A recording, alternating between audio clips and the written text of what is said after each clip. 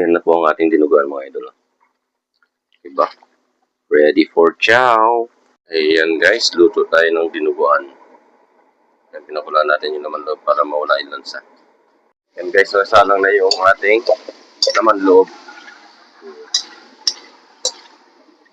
So, ito na ang ating pinaputok. Ayan, di ba? Ito na guys yung ating dinuguan. Di ba? Yung 2 kilo, ito lang yung kinalabasan. Yan, isaling natin dugo.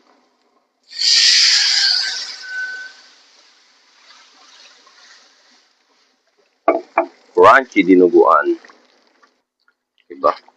Ready for chow.